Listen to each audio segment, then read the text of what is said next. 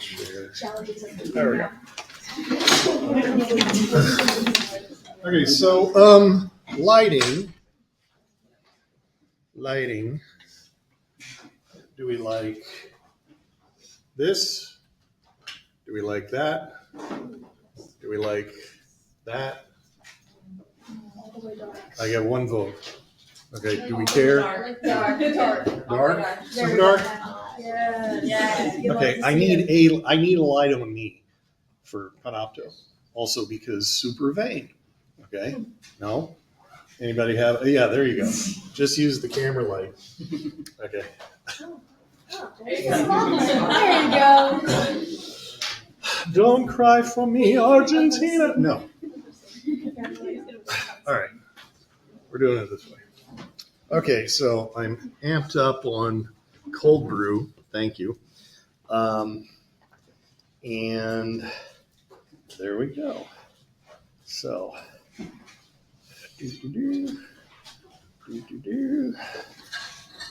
all right. Everybody get logged in Canvas, filled out the new student survey. Okay, kind of get a sense of how my Canvas pages operate. Okay. Any questions before we begin? Any complaints before we begin? La, la, la, la. I am not listening. Okay. So, in which genre is genre fiction, right? I was reading, as I tend to do in the morning, I was reading my newspapers, but they're all online now. And New York Times had a gang review, meaning they reviewed 3 books in one article, so it was 3 mini reviews. And the headline was, surprising takes on genre fiction. And it was 2 science fiction and a fantasy book. One of them by the team that does The Expanse, right? You know, The Expanse novels and show on Amazon. That is written by 2 people that share one pen name. I forget the name. They have a new book out, also science fiction. And so the New York Times, as most traditional mainstream media that deal with literature and book reviews, they still, like booksellers and like a lot of the book audience, tend to gang these nerd genres that we love into these little buckets called genres, right?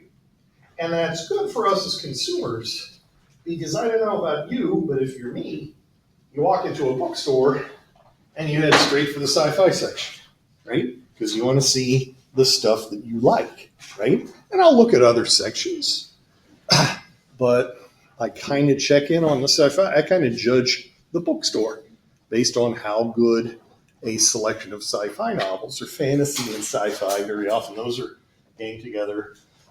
Or if it's a small bookstore and they don't have a lot of space, sometimes you'll see sci-fi, fantasy, and horror all together. And then you'll see romance all together. And then you'll see mystery, which is a genre, all together, right? And then what's left, sort of broadly literary fiction, meaning the stuff you were assigned to read excerpts of in school, right? Well, why can't what we do and what we love and what we create, why can't that be considered worthy of critical analysis, right?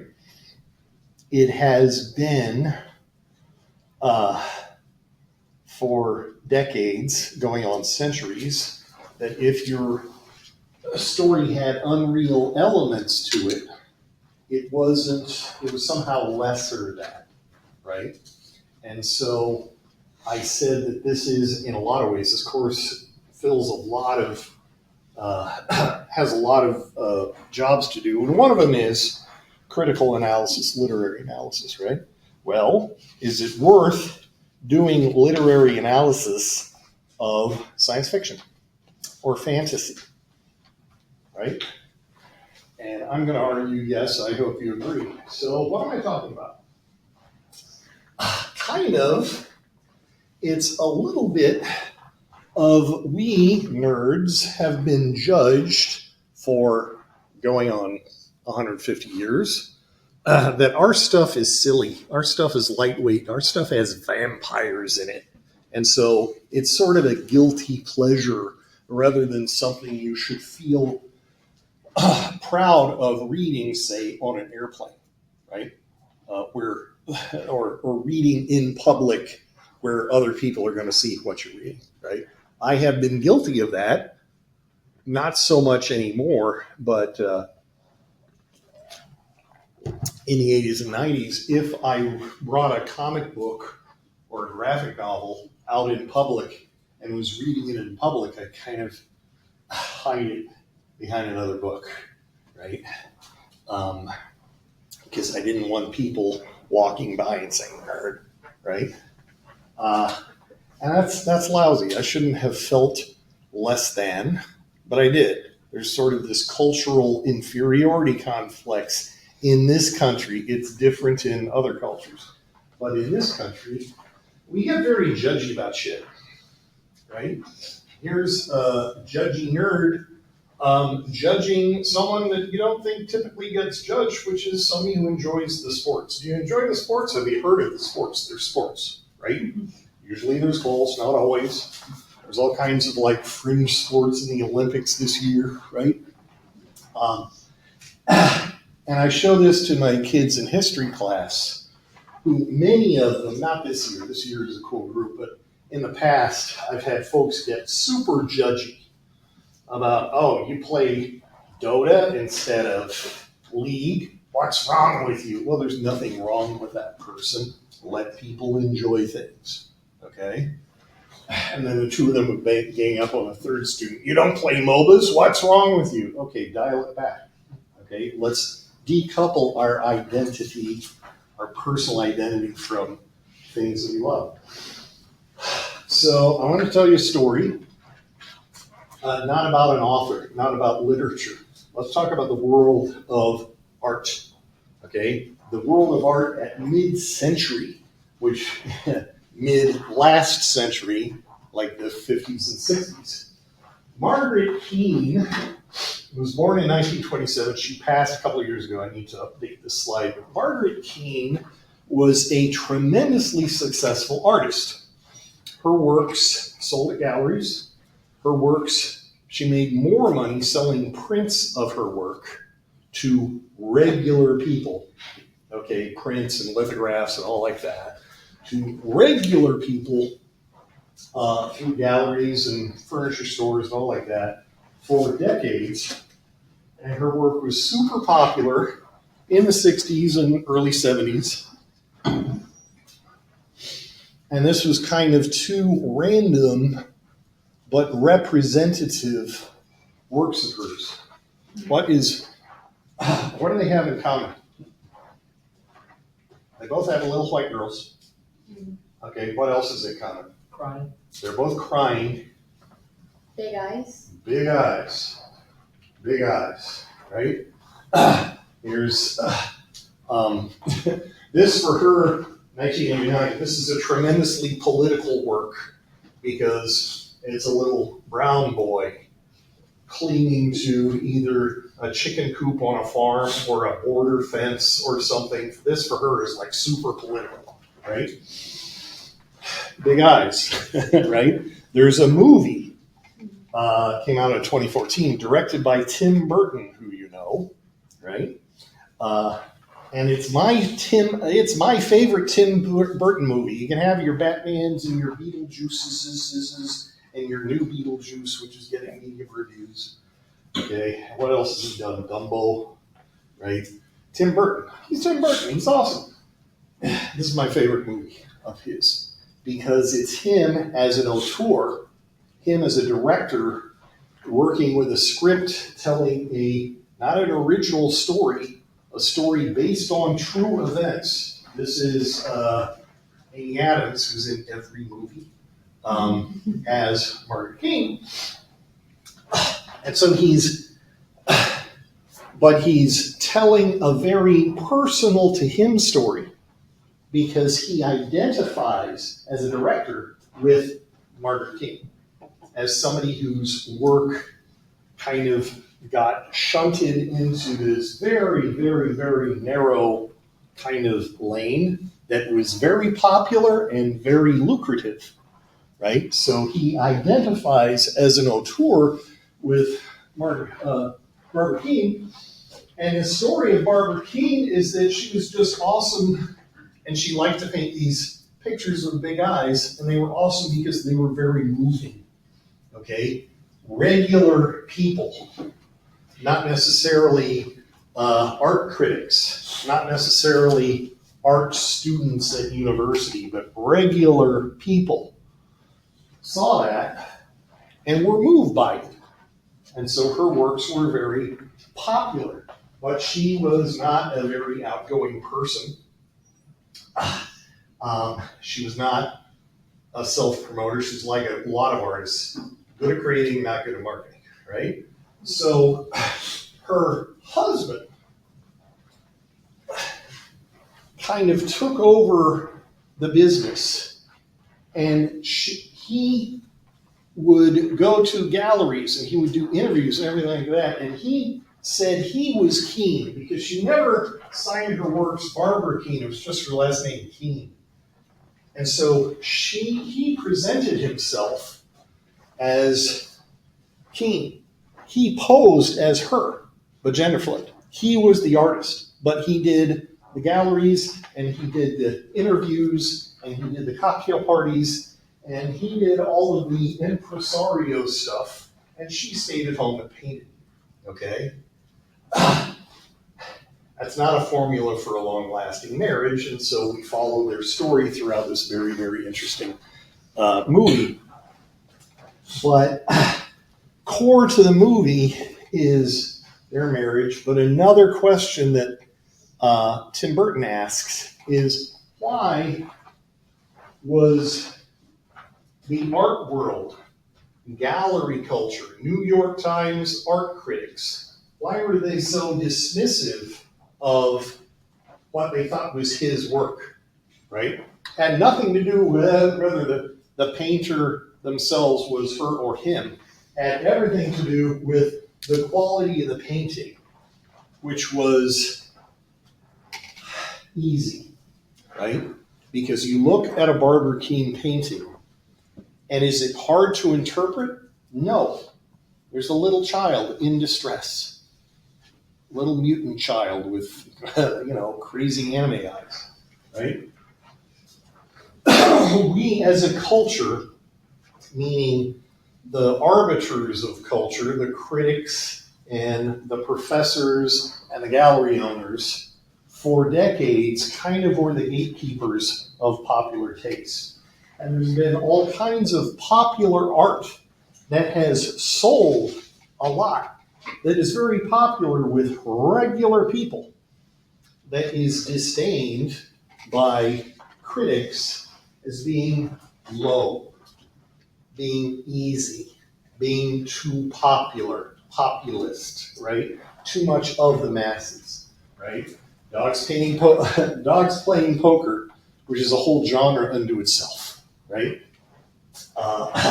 This is not Barbara Keene, but Red Skelton, who was a TV comedian.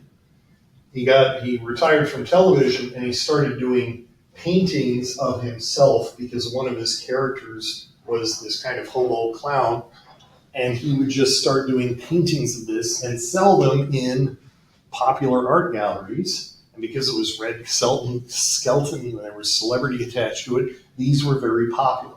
And people bought the paintings, but they also bought prints of the paintings and lithographs and merch and everything like that. My first exposure to Barbara Keene was my parents had a jigsaw puzzle based on a Barbara Keene painting. So she got money from the sale of that jigsaw puzzle, right? There was a painter, Thomas Kincaid, right before you were born, who was super popular. Thomas Kincaid, the artist of light, or the master of light, and he had that motto trademarked, okay? And his whole genre was like this: cozy little landscapes. Okay, usually a cottage, usually at sunset or just after, bright lights in the windows, like, come in from the cold, come in from your long day on the lake fishing, and there's probably a nice hot cup of tea waiting for you, right? Is that a beautiful painting? I think it's beautiful. Okay. Does it take me more than half a second to figure out what the message is? No. It's easy. It's easy to interpret. It is what it is, right? So my question for today is, why is the most popular art also the least respected art, right?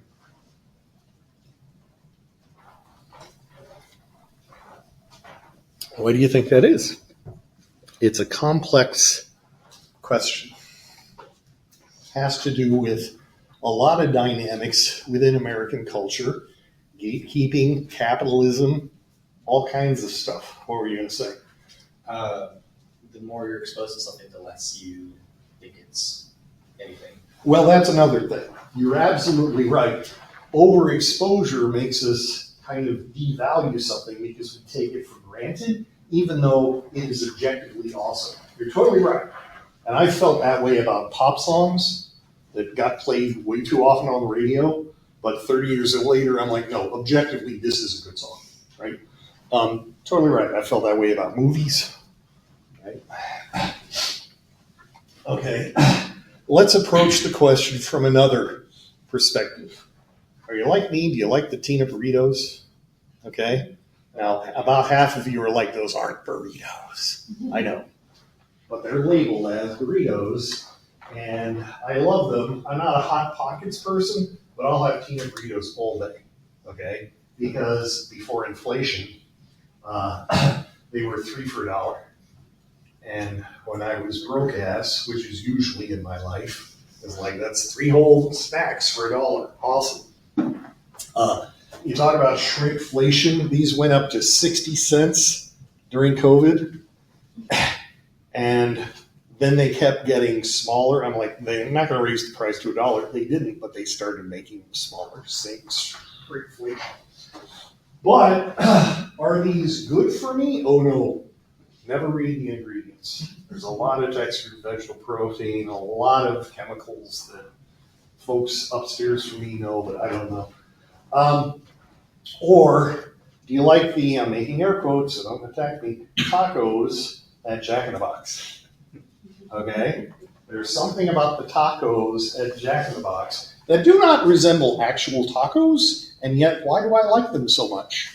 Beyond the fact that they're 2 for 99 cents or 2 for $1.99, right? I found out 20 years ago that you could order that instead of fries for a combo and maybe pay $1 more. And I'm like, yes, it's on. Or pork rinds, right? If you're from the South, maybe you grew up eating pork rinds. If you're from certain Hispanic cultures, maybe you grew up eating chicharrones. Right? In New Mexico, I've been lucky enough to be invited to big family barbecues where they take care of every part of the pig. And so I've had like fresh, made that day chicharrones, and they're like, that's so good. But they're fried pig skin. All right? Let's be clear. Not the most nutritious thing for you, right? Vegan? No way. But are they good? I think so. Okay. So, who thinks less of me? Because I've confessed to you all my guilty pleasures. Remember that phrase. You've heard that phrase. Guilty pleasures. Why do I feel guilty about this stuff?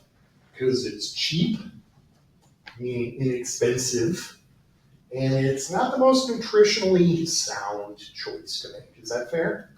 Okay? So can we agree that this is junk food? Good example of junk food. Can you think of another?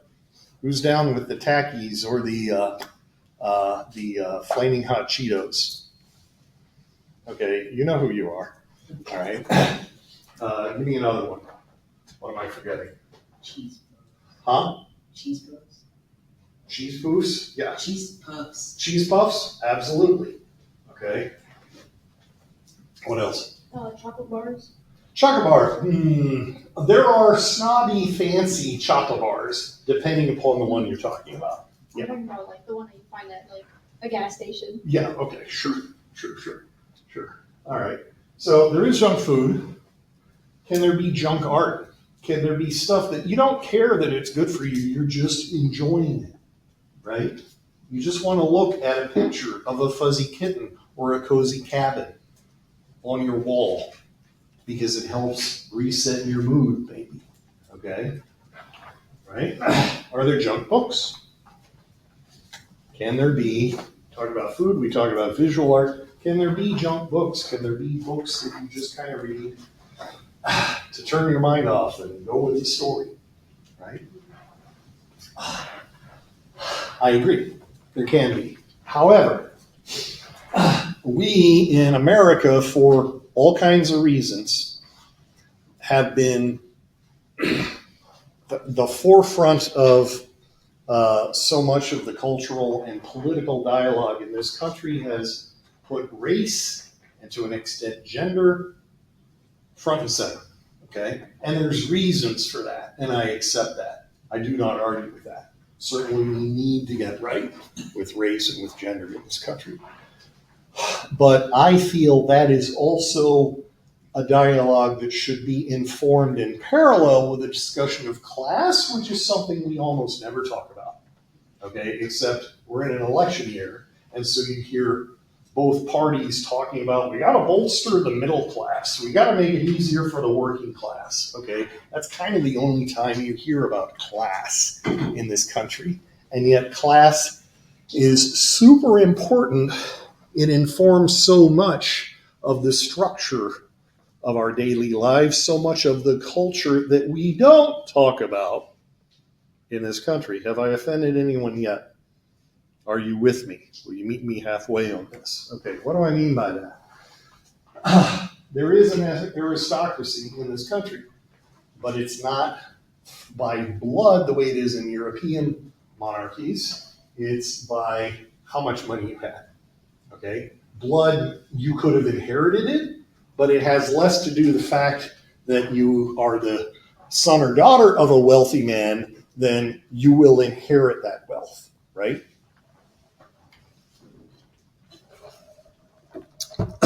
Right below that, we have almost as much respect, almost as much power if you're a self-made person, okay? Depending, right? We tend to give more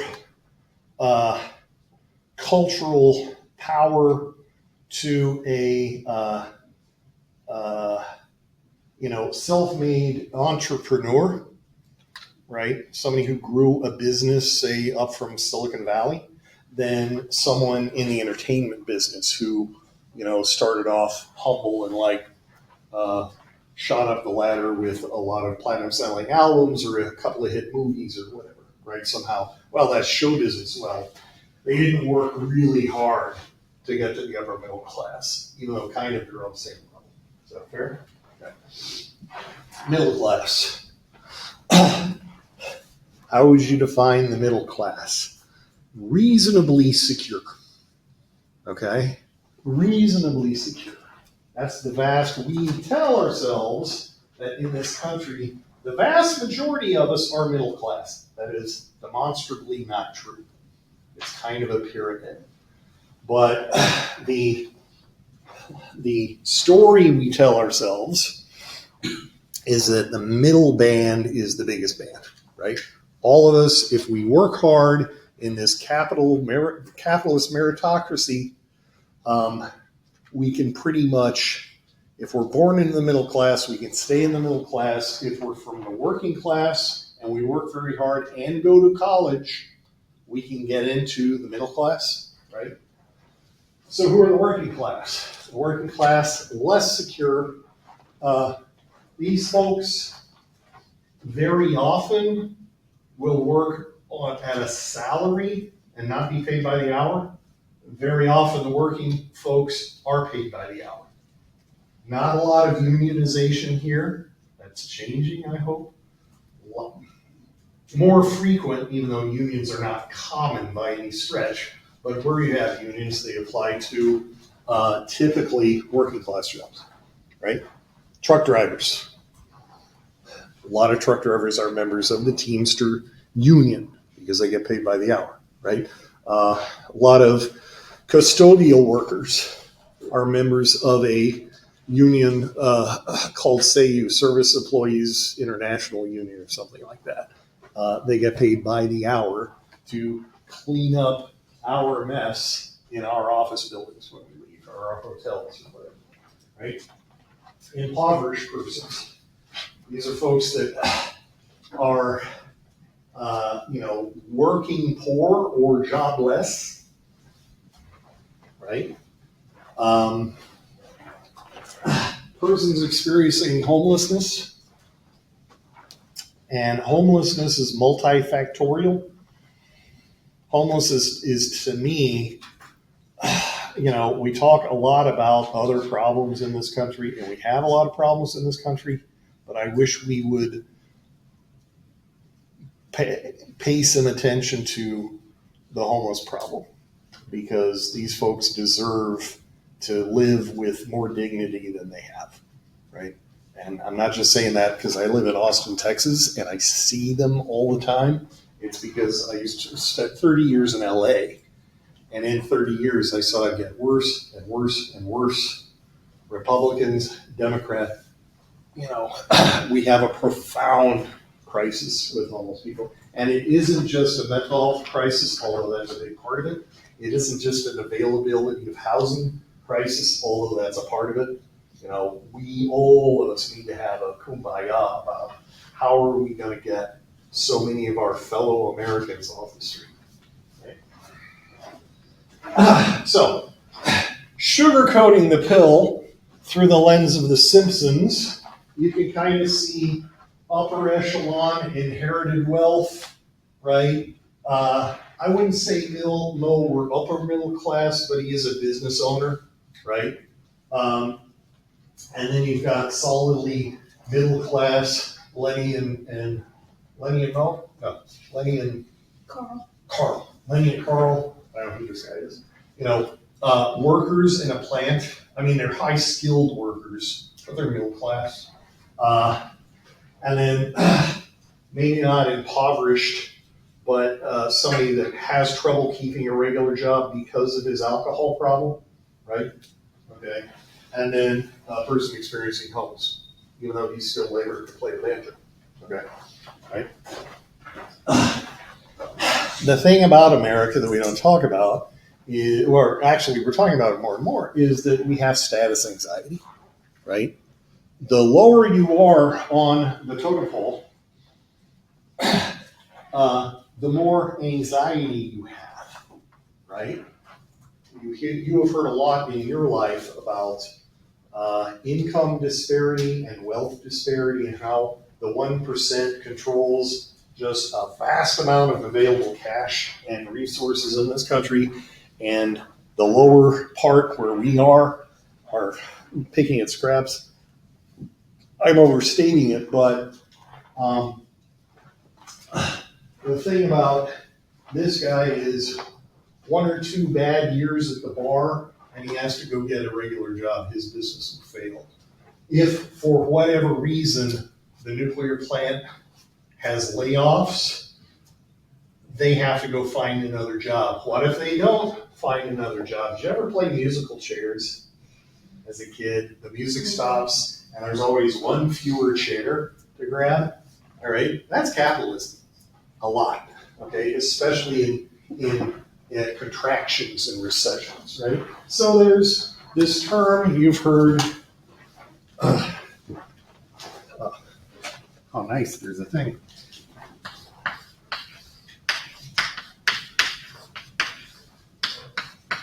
Precarity or precariousness, insecurity, economic insecurity. And you all were born into a world that has experienced a lot of this. In your memory during COVID, But when you were an itty bitty, we had the Great Recession, right? Which you were too young to remember, but probably your parents and your family have a real vivid memories, some of them traumatic, of 2008, 2009, right? Okay. So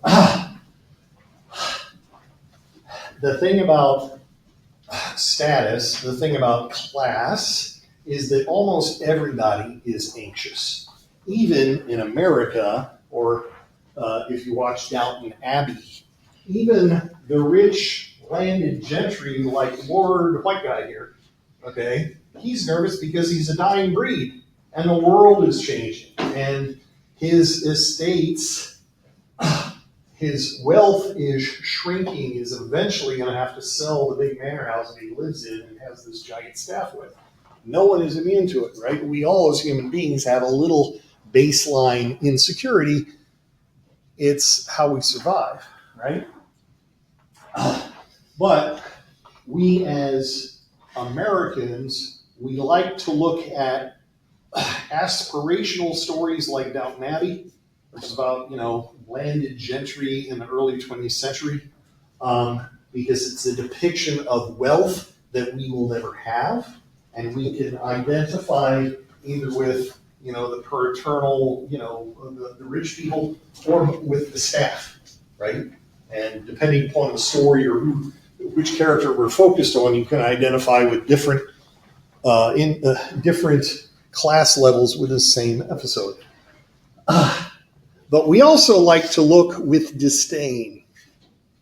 We like to look in a very paternalistic, a very kind of a dismissive way at folks on the lower end of the class spectrum.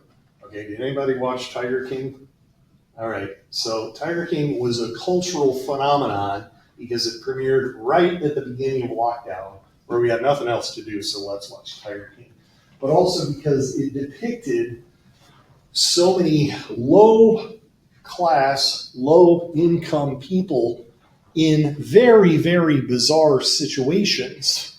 And a lot of the reason you watch Tiger King was the antithesis of the reason that a lot of people watch, say, Keeping Up with the Kardashians, who are wealthy and live in Southern California and have bizarre lives. This is the inverted mirror of that. Although some people watch just because there were animals in it. Okay.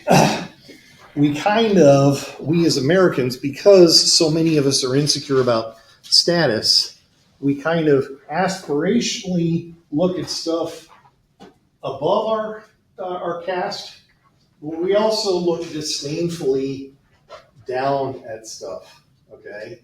I started this conversation with an example of snobbery, and yet I'm going to suggest that almost none of us have lived our lives snob-free. We have all kind of looked disdainfully at someone or something or what they're wearing and going, girl, not with those shoes.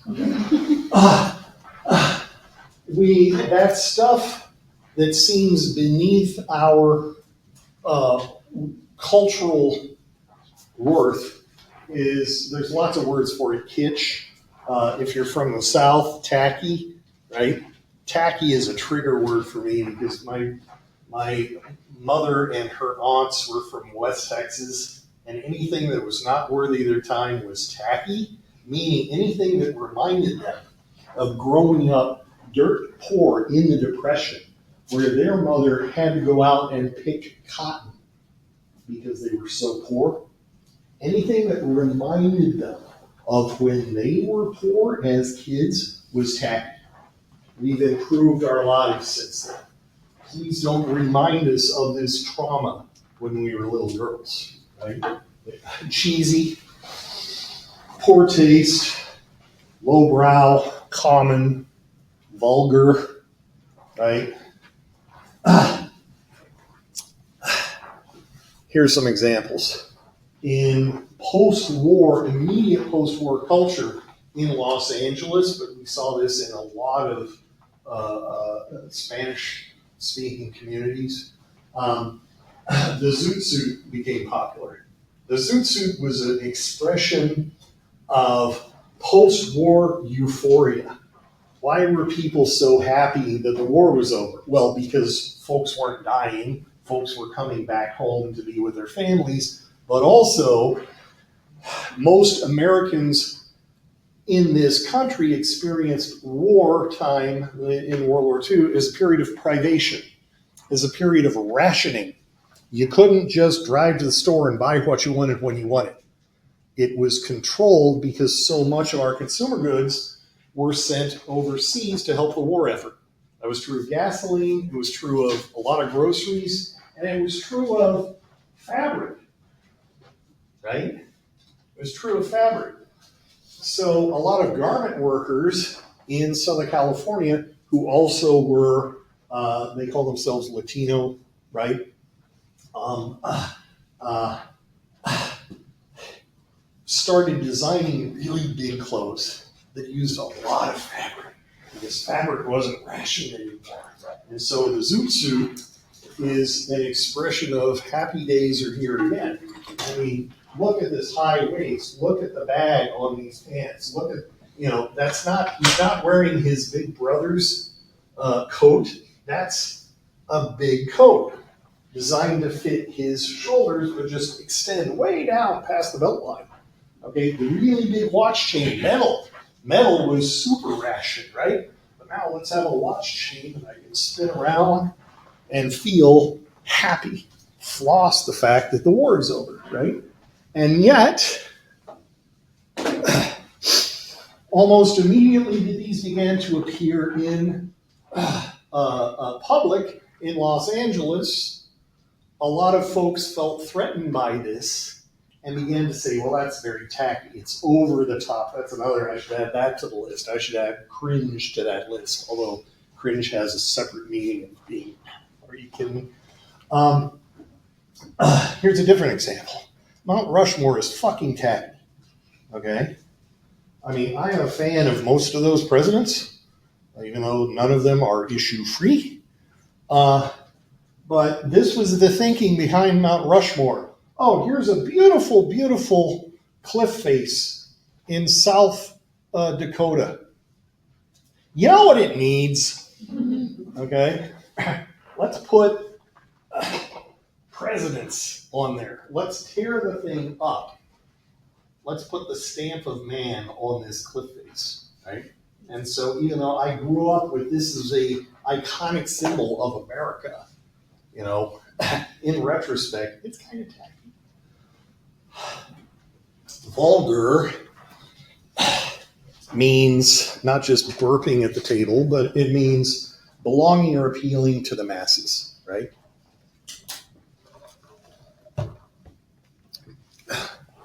Belonging to or appealing to the masses. And Alexander Hamilton never actually said this, but it's attributed to him, and it reflects an attitude of many people in this country, especially a bunch of people in the ruling classes, the elites. Is it the masses or asses? They don't know what's good for them, right? So another way of thinking about whether something is traditionally high art or low art is how representational it is. In other words, does it depict something that I can see what it is immediately? Is it narrative? And is the narrative easily understood? You follow?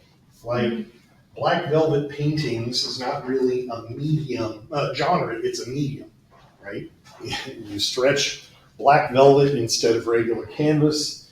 Black velvet is super dark, so you favor a lot of the light paints, and you can use some really interesting things as a painter. So it's a medium, but it's looked disdained down upon because you can, for years I'd drive around LA and there'd be like little pop-up stops in the corner of gas stations where somebody would have a whole bunch of these, produced in a factory in the Philippines somewhere. and sell them $10 a pop, $20 a pop for big size, right? So who buys art at a gas station? And the answer is working class people, right?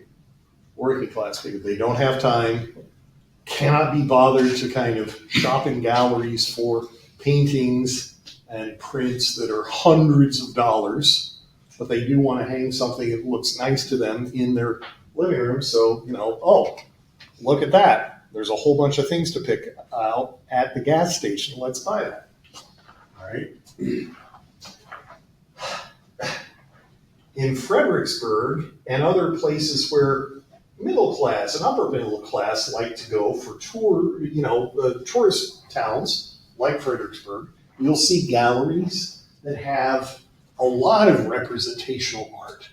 In Fredericksburg and throughout Texas, especially, you see a lot of paintings of cowboys. You see a lot of landscapes of just westernscapes, or cowboys on the prairie, or animals on a ranch, longhorns. Or sometimes it gets super representational. And there's some guy, I forget his name, I need to look it up. He figured out that if you did a whole bunch of presidents from the same party around a table, people will buy that. And so this is a best-selling painting for him, and he sells prints of these for several $100s a pop, and he makes a whole bunch of money. There's a equivalent one, I've seen it, where you've got a bunch of Democratic presidents all around the table, okay? And he'll do other things like, there's one with recognizable classic Hollywood stars like Fred Astaire and Ginger Rogers and Marilyn Monroe and things like that. Issues of likeness rights aside, what does this tell you? What's the narrative message of this painting, right? Yeah. I don't have an answer, but I'm just wondering, is that Mitt Romney up on the top left? Top left. No. That's his dad. That's George H.W. Bush. Now, this is presidents only, which is why, now that I'm close, here in the back, U.S. Grant. Okay, also a Republican. Okay. And here's Calvin Coolidge, like the lesser guys. Here's McKinley way back here. Okay. Now I need to do a deep study of this painting. But yeah, it's all, Republicans, right? And who's center with his back to us? Abe Lincoln. Okay. Abe Lincoln. Why is his back to us? He's embarrassed to be seen with Trump. Oh, I did not say that. Okay. Or St. Bob. And I was not in the Bob Ross cult until I went to the dentist last year. And my dentist has TV hanging from the ceiling, and he puts soothing stuff on there so people won't freak out. And I watched like 2 episodes of Bob Ross. I'm like, I am so chill right now. I feel like I had a gummy. Okay. And so I love Bob Ross. His works are never abstracts. They're always soothing landscapes with happy little trees, right? So part of his popularity was his own personality and those shows and the way they're presented, but his works are pop.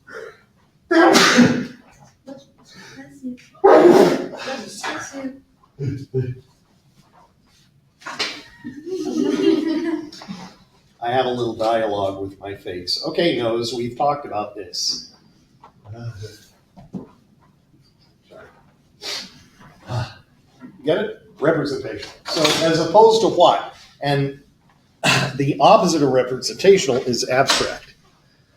Abstract means a lot of things. An easy way to think of it is needs interpretation, right? If I asked anybody what the Kandinsky painting on the left is about, right? First of all, you'd be annoyed by the question. And also we'd get 20 different answers, right? what is this Rothko on the right about? And somebody can raise their hand and say, it's about $1.5 million right now at the last auction. But, you know, what is it? What is its narrative meaning? And what many fine arts painters will tell you is it's up to you. You know, I don't, as the painter, I don't want to mediate myself between the work and the audience. You get to decide what these are about. These move you in individual ways, if they move you at all, right? Okay, and this is just two random examples of abstract painting, which in its various subgenres took up most of the national cultural attention when it came to 2D art, fine art paintings, for decades in the post-war era. All right? Music, right? Who enjoys the music? Okay, who enjoys the dubstep? No judging, but I do notice that the dubstep fans are, be proud, dubstep. Okay. I wouldn't recognize dubstep if you, but music, there's kind of a similar kind of snob dynamic, right? Representational music, which has an obvious story to it, is somehow less than, except for opera, right? Country western music, folks who love country, okay? I love a subset of country music, but common to so much country is the story they're telling. You know, good country songwriters are really amazing storytellers, right? Hip hop, a lot of narrative in hip hop. Super bunch of narrative in hip hop, right? So what abstract forms are music? You know, what are the non-narrative forms of music? Symphonies, right? Symphonies and jazz. I love jazz. And even though, yeah, there is such a thing as a jazz singer where they're taking a song which can have narrative and they're kind of interpreting it uniquely and improvising and stuff like that. Mostly, I mean non-vocal jazz, right? Okay. Narrative? Okay, what's this song about? We know what this song is about. Okay. Versus if the modern jazz quartet plays a 5-minute improv, what's it about? It doesn't matter. The joy is in the improv. The joy is in each musician within the same shared modality doing something really unique together, and also, you know, there's a long tradition of solos. And it's great. I love jazz. Okay, I love good jazz. Okay, art, a lot of snobs will tell you, is that art is like a Rorschach blot. Art should be subject to interpretation. If you're not interpreting, if you're not working hard to consume the art, then it's not worthy of your time. Do you buy that? Okay. And then the corollary argument is that stuff that's something easy to consume, like a country song, isn't something that you can spend a lot of time thinking about and reflecting. Okay, and doing, like with a Rorschach block or with an abstract painting or a symphony, developing your own personal relationship to that work. Do you buy that? I don't buy that. Right? Well, do you know what I mean by a Rorschach blot? Rorschach blots came out of early psychoanalysis, where it was these were random. They dribble some India ink onto paper and they fold it in half to make it kind of symmetrical, and they show it to you, the patient, and they say, "What does this suggest to you?" And the thinking was because these were completely random, because they were totally abstract, your interpretation of what it depicted told the shrink about your state of mind. Did that make sense? Right? So it's kind of like akin to dream interpretation, right? Okay, well, what did you dream? And what do you think that meant, right? It's not directly useful to interpret dreams, but it is analytically useful because if I hear how you have interpreted a dream, that tells me about what your state of mind is right now, right? Okay?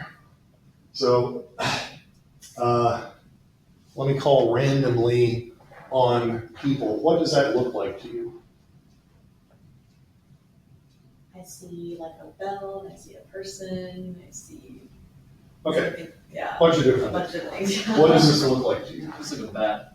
Looks like a bat. Okay, what does this look like to you?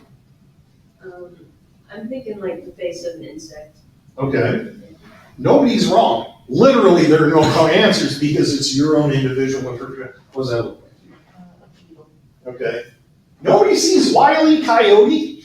Okay, right? Fox. Okay, a fox. Okay, Look it up.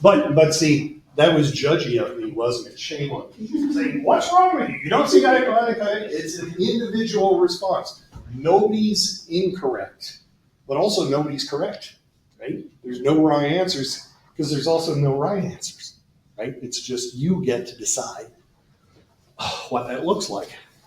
It's Wile E. Coyote. So we're talking about snobbery. There's several spectrums that you can kind of use to sort whether traditionally something has been culturally worthy of our attention or something has been low and uncommon and not worthy of serious attention, right? How common something is. So, Mr. Cash, thank you for your observation. The more overexposed we are, the more we kind of disdain it, even if it's awesome, right? Easy to understand, difficult to understand. Easy, difficult, right? And also cheap or expensive. If something is expensive, all of us from all socioeconomic strata tend to value high ticket price things over low ticket price things, right? Even when that's a false assumption, right? Okay. If something is super common, we call it a commodity. And a commodity, I looked this up in a business textbook. Commodity is a basic good that is interchangeable with other goods of the same type. In other words, if you're a plastics manufacturer, one of your key raw materials is oil, okay? It really doesn't matter, other than price, whether you get that oil from this oil company or that oil company or that oil company, right?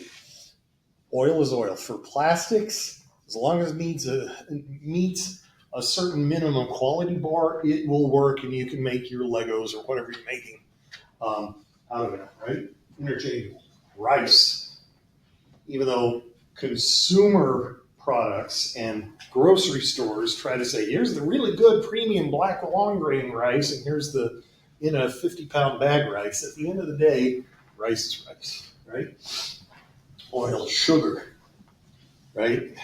Even though consumer manufacturers try to position their sugar as super sugar, and there's different flavors and size of grains and everything.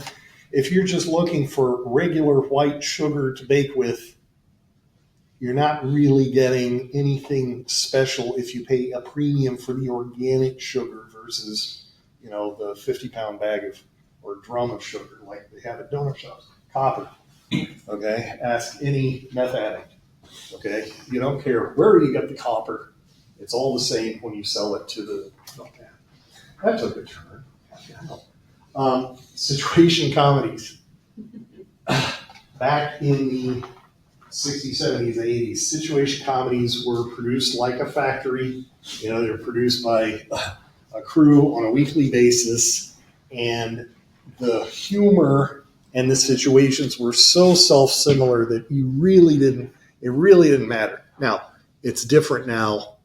You have long-lasting, beloved situation comedies like Always Sunny in Philadelphia, for instance. I can't believe how long that has been on, or The Simpsons, which is animated, but the situation comedy. So maybe that's a better example. A great example in art of the commoditization of art comes from this phrase, sulfacized painting. Okay? You're not looking for a work of art that moves you necessarily. You're looking for something that will cover up this square footage behind your sofa. Okay? This much of the wall behind the sofa so that your house will look decorated rather than, students live there. By the way, we are days apart. Speaking of commoditized art, next week, probably, if the past is prologue, out on the quad, you're going to have the poster people. Remember the poster people? Okay. They're going to have big tables full of all kinds of artwork for you to stick up on the dorm to make it seem less dormy. Okay. So you're going to have Snoop and Tupac dressed to the nines at the Grammy Awards. You're going to have Che Guevara. There's going to be lots of Che Guevara. There's going to be lots of Dragon Ball Z. There's going to be Pulp Fiction. I mean, there are these perennials that are super popular with students. Keep those in mind, if you choose to peruse the poster tables. All right, think about some of the things we've talked about. Think about how much of that is really easy to understand. A movie poster, Pulp Fiction, I know what it is. Versus, is there more abstract stuff? Is there stuff that is not narrative necessarily? Is there stuff that's subject to interpretation? Are there Klimt paintings? Are there actual fine art from previous centuries on sale? Right, because some of y'all have aspersions, right? Want to show off your good taste, meaning your high art skills. So, almost my entire professional career, I've been involved in making entertainment products, whether they're movies or television shows or video games or non-game apps that are not useful. I did a Kiss Your Face maker where the band Kiss, you could take a photo and then you could put stickers over it and make it look like. And we charged 20 years ago, or 18 years ago, we charged $1.99 for that. And now it's free on Snapchat, right? But they're all entertainment products, right? So taxonomy, you've heard this word? Taxonomy is a scheme of classification. We in academia love taxonomy, right? And we use taxonomies not just in academia, but also you are subject to taxonomies when you go into any retail environment or any digital environment, okay? Who has shopped for games on Steam? How do they sort those video games so that you're not just relying on searching for a product you already know about, right? How can you browse a digital storefront? It's still not a great experience, but we rely on systems of classification, right? When you go to the store, you see signs, labels on every aisle, right? Sometimes those labels are not very well thought out. Baby needs beers and wine. Wow, baby's had a rough life. Okay, how are games classified? How do we classify games? How do we sort them into genres? And you can't see that I need to get a better graphic. Basically by verbs, right? By clusters of verbs, right? Racing games, shooting games, strategy games, role-playing games, sports games, right? Sports simulation. Sci-fi and fantasy is a narrative category rather than a gameplay category, right? But you can think of other gameplay categories, right? What's another one that comes to mind? Puzzle solving, what were you gonna say? Oh, I was gonna say, yeah, I was gonna say puzzle solving. Puzzle solving, right? Classified by the verbs, the core mechanics, right? Do we do that with novels and movies? No, because the single common verb is watch, right? We watch the movie, right? So how do you classify novels and movies? And there, it's less about the verbs, it's less about the core game mechanics, it's more about the mood, okay? I want to laugh, so I'm going to watch a comedy. I want to be scared and grab my date in a completely consensual way, but, ooh, scary, hold my hand. So that's why horror, right? Drama, I want to feel sad. Or I want to, I am all out of gossip in my personal life, so let me see some fictional gossip. Let me see some, she did not do that, right? Western, not really emotion-based, although kind of. Romance, certainly emotion-based. And there's romantic dramas. There's also romantic comedy. So romance covers a big, big, big bucket, right? You buy that? It's about the emotion generally. Well, what about science fiction? Science fiction is not an emotion. Well, spectacle is also not an emotion, but awe, A-W-E, is an emotion, right? Wonder, wow, that's an emotion, right? Okay. Next time you're in a big bookstore, whether it's B&N or Half Price or whatever, I want you to really look at the labels, right? Fiction and literature. What's the difference, right? Is literature just old fiction, or is it well-reviewed fiction that they assign in schools, right? What's the difference? Religion? Okay, sure. Philosophy? Okay, sure. Graphic novels? That's just a format, okay? But if you like to read stories with lots of pictures, okay, here's your stuff. Over here, I can't even read that. Sometimes they get super specific. Super specific. Okay, and why are they doing that? It's not like Barnes & Noble says, let there be a teen paranormal romance. It's like so many consumers were buying so many of these types of books, thanks to Twilight. This is all grandchildren of Twilight, that the publishers and the retailers turn this into its whole big, big, big category, right? Okay. We like what we like. My grandmother, God bless her, my grandmother, we call her Granny, lived in Merkel, Texas, 10, 15 minutes outside of Abilene. Okay. She's the one I mentioned earlier picked cotton when her husband died and could not work to support her and her 3 little girls. She strapped on the bag and went out in the fields and picked cotton because that's what she could do. Granny, God bless her, was a fan, late in life, of Harlequin romances. Harlequin was an imprint of one of the publishers, and they would produce paperbacks.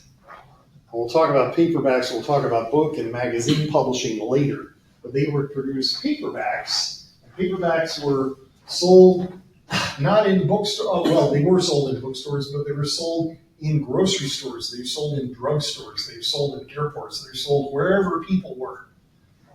As a very low price point, like less than $1, This was $1.25, but it was also in the 80s as opposed to the 60s and 70s, it looks like, right? But very low price point. And my granny, she would go to her local paperback exchange with a grocery bag full of like 2 dozen of these, because she would go through like one every 2 days.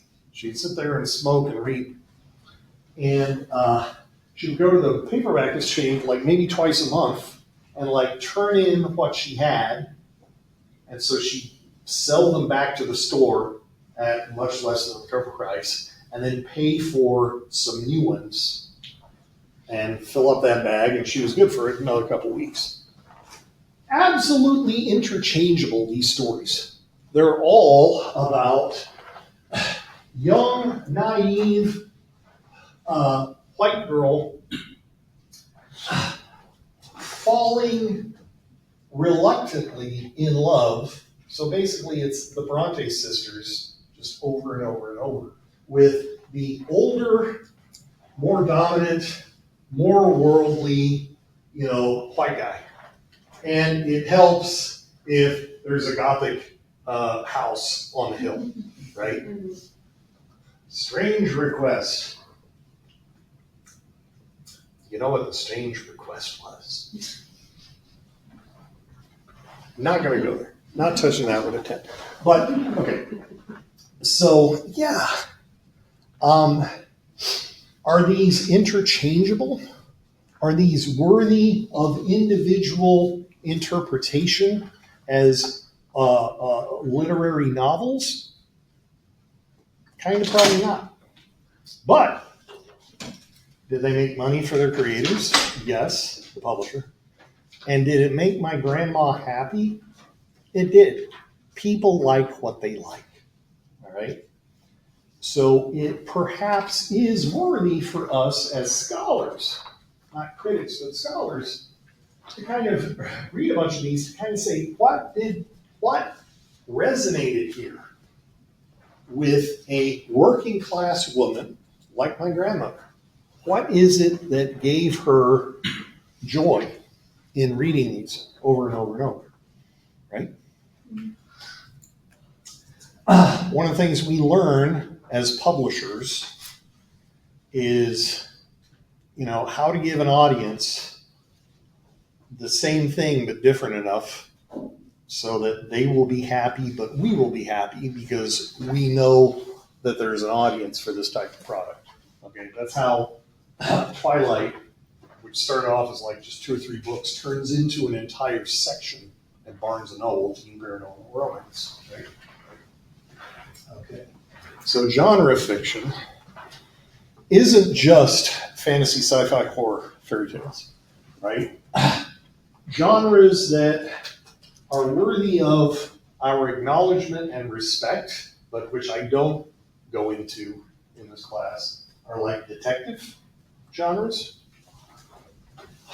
I do go into horror. I don't know why that's there, except it's cool. And it's Edgar Rice Burroughs. We'll talk about him later. And Ursula K. Le Guin. Okay, so genre fiction is just anything that... There we go. Okay, sorry. So this is my granny liking what she likes and wanting more of it. Okay, and what she liked was, innocent young white girl and powerful young man sweeping her off her feet and doing terrible things to her.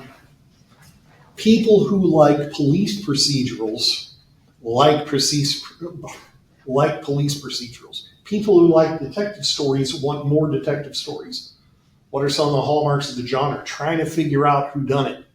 Trying to stay one step ahead of the CSI team or the detective to try to figure out what the mystery is, right? And then being surprised when, it was not what I thought. Or being happy that you guessed the right suspect, right?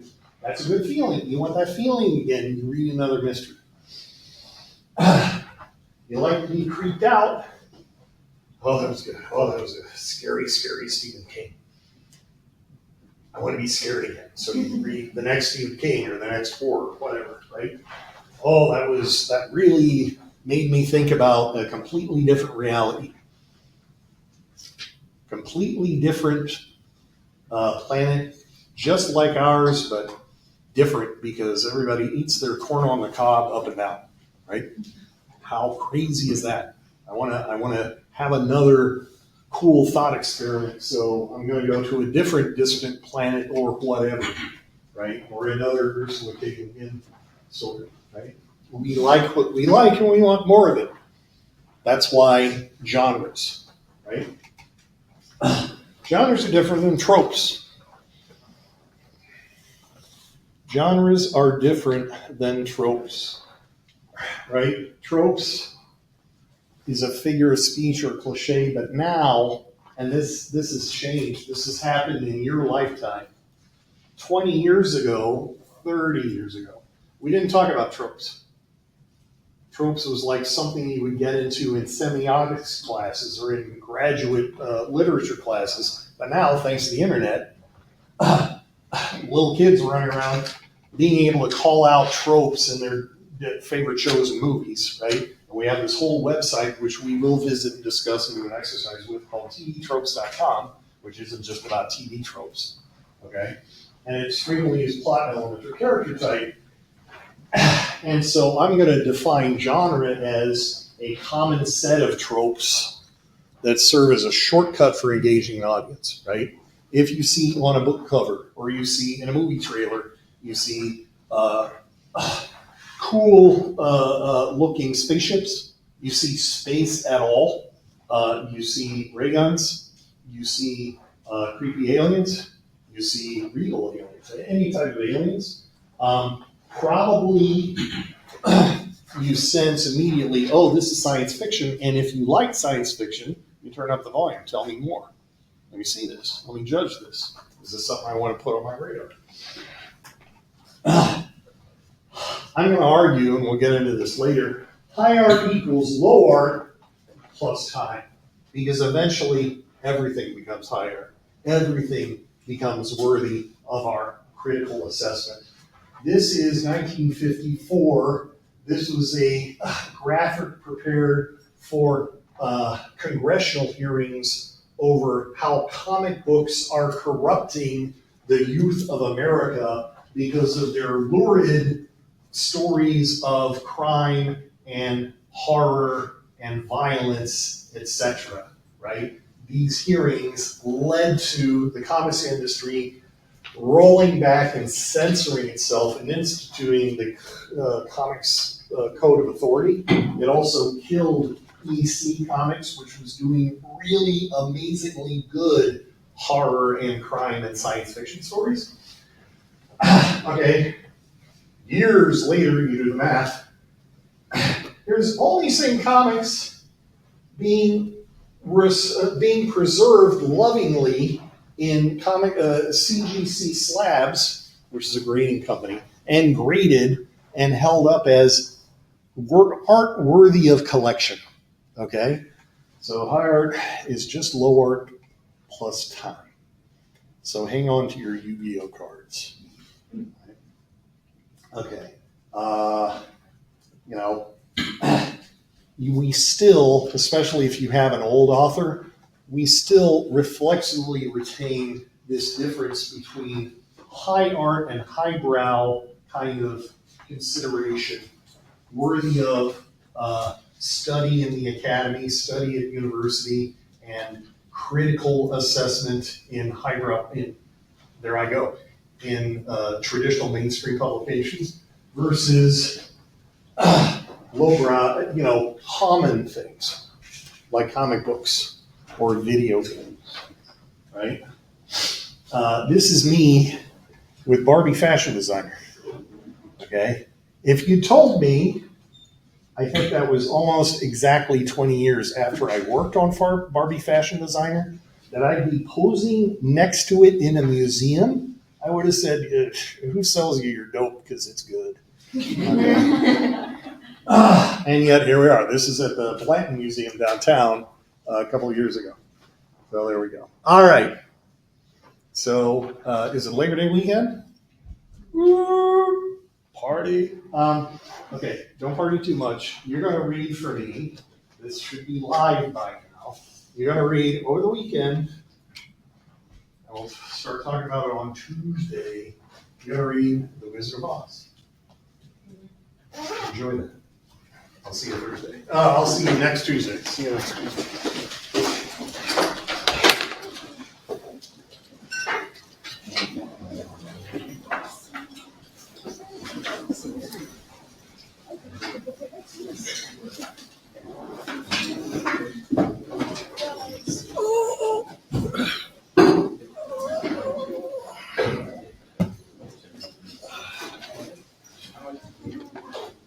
Thanks for class. Hey, thank you. Do you want one tomorrow or should I?